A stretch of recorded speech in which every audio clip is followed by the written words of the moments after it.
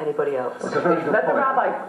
Okay, you can just say that. Because the Witchcraft Act was repealed, as you said in 1951 in your introduction, by the Fraudulent Mediums Act, and it was the product of a rationalistic age which didn't believe in witchcraft. It only believed that somebody could fraudulently pretend to be a witch or pretend to consult the dead. So that was very much a product of its age. It wasn't trying to be nice to witches, it just didn't believe in witchcraft. If I can make a point here, that Wiccans and different parts of witchcraft, they believe in life.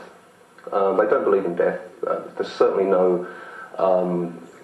So the reincarnation... No sacrifices and all that. I mean, we worship, in a way, if you want to call it deity, a sun god, not a son of God. We worship the natural forces of nature around us, but we worship life. Okay, if I can say, I think the question of whether you can abuse them and whether you can control them, in my mind, that's not the issue. The issue is whether the whole thing's a correct way of looking at the world in the first place. I think that the problem with paganism is it's essentially a self-indulgent way of life. Monotheism... I will break in to correct that in a moment, but okay. finished. Monotheism looks at what are my responsibilities in the world. What are my responsibilities before the God who gives me responsibilities? Paganism is, how can I manipulate the world to make it do the things that I want it to do? That's not so. And that's exactly what you're saying. You're manipulating the spiritual forces to get them to get the world to work in the way you want it to work. But surely prayer power does that as well. And if I can make a point here, if God created man in his own image, then God is a pervert, rapist and mugger, as well as the good side. So, where is the... I suppose that's meant to be a joke, but it's actually not. No, that's the part of man is in God's image. The godly part is in God's image, but he put that godly image into an animal, and we are an animal as well. Where in the Bible is witchcraft condemned? It's condemned in Deuteronomy chapter 18, verse 11. Deuteronomy also forbids people to wear garments of wool and linen mixed. It forbids them to plant all of their fields. So why do people now take out this witchcraft? Okay, let's stick to witches for the moment. Let's allow you next to If I can make a point here, there would be no such thing as the term witch without the Bible. Christians actually put the fear into modern day people. They're watching television, they're thinking it's all like Dennis Wheatley. But nowadays, pagans and witches are open enough to come out and say, come and see our rituals. Would you accept that most people in society think you're weird? No. You don't think it's weird to be a witch? Not at all, and I don't think people do. You'd be amazed who we've been called in the past to actually solve problems for. I want to jump in now and correct about pagan religions. I mean, the pagan outlook on religion is the basic religious outlook of humankind. Monotheisms are a fairly recent development, aberration, some people would say. The pagan attitude to religion is a nature-venerating one, which recognises many divinities, both male and female.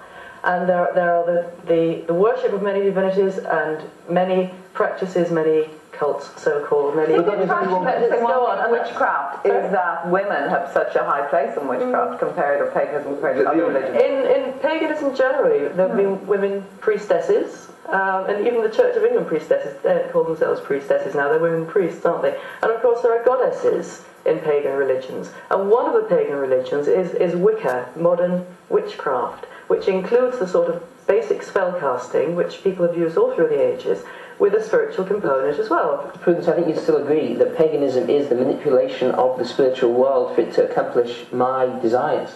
Usually, it was the pagan Romans who invented the term lex deorum, the law of the gods. The high priests had to interpret the law of the gods and transmit that to earth. Now that's pagan. Prudence, right? Surely the essence of paganism, here's an alternative, is that it is actually worshipping parts of the created order rather than join a group.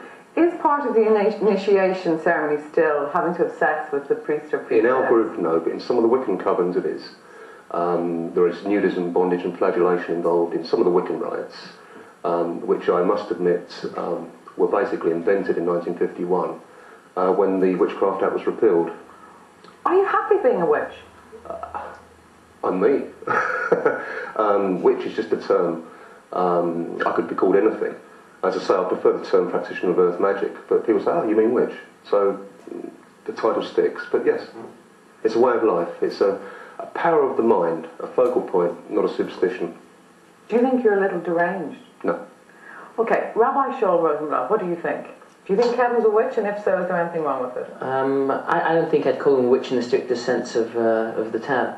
it's more of a clairvoyance type thing, from my understanding of what he's saying. I think witchcraft is slightly different. I think witchcraft is the spiritual forces in the world.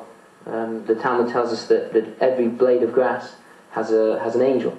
By an angel, I don't mean a winged being pushing it up, but a spiritual force pushing it up. And in the same way as you can take physical forces in this world, you can take the atom, the forces in the atom, and use them in a very powerful way.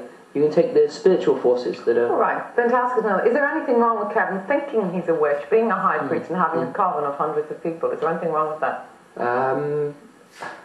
It depends on to what extent he's involved in witchcraft practices. Well, it's a way of life now, but I must stress here, we're not a loony cult. You know, like the people that beam up to the comet, whatever they were called over in America. You meet in the dark in a circle and stuff like that? We meet in woods, we meet in flats. We're very open about the ceremonies we perform. In fact, we've even been called in by police forces around the country in the past to help them with inquiries and things. And you do cast spells in places, like the local council story about the playground? Yes, we do, yeah. We cast spells. It's the power of positive thought to bring about an end result. But how do you avoid the power of negative thought? Isn't that the danger? That is the containment within a circle. Hence the ritual, hence the robes. I mean, the robes, for instance, they're purely to attune the mind. Stephen Green, do you think you can control the negative side of witchcraft? No, I don't. And I think that what you might think to be a positive thing that you're doing for somebody can turn out to be a negative thing that you're doing for somebody else. You can never buck the law of unintended consequences. I must reply to that, because people can go to church and they can pray against their noisy neighbours. So how do you know they're not invoking negative, godly side of things?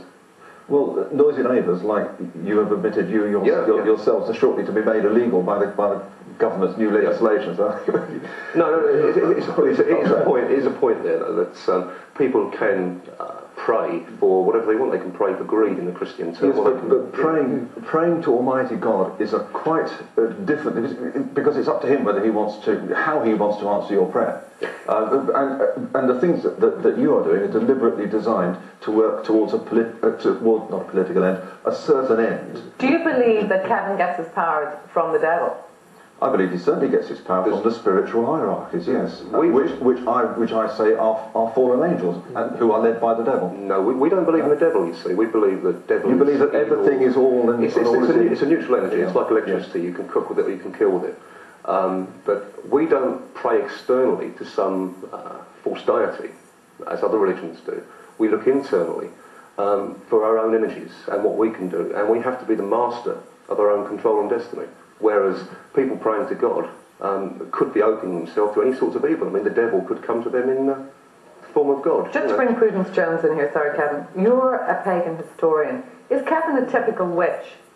Well, witchcraft tends to be used to describe one of three activities, and one is the kind of spell casting and practical magic that Kevin's been describing so eloquently, and a second is harmful magic only, which I don't hear being talked about much nowadays, certainly around this table. And then the third is a modern pagan religion, usually called Wicca, which uses the spellcasting and clairvoyance techniques to develop the psychic powers, the spiritual powers, in the worship of pagan divinities. So there are three different things. But isn't the danger, and Kevin, you've acknowledged it already, that if you have powers like Kevin has, how do you stop them being used for wrong reasons? How do you stop the evil side being used if they do have these powers? Well, because Kevin must get annoyed with people. You got annoyed with your neighbours. People who recognise those powers, societies that have recognised magical powers, have always legislated against the unauthorised, harmful use of them. All of them. Pagan societies, Christian societies, the lot.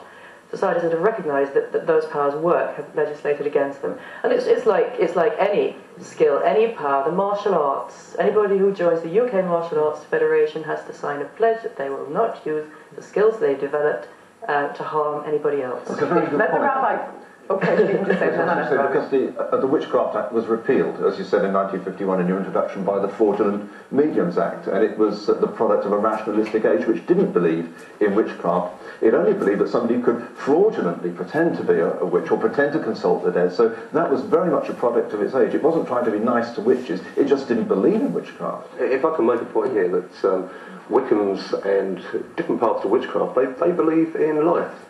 They don't believe in death. There's certainly no... So there is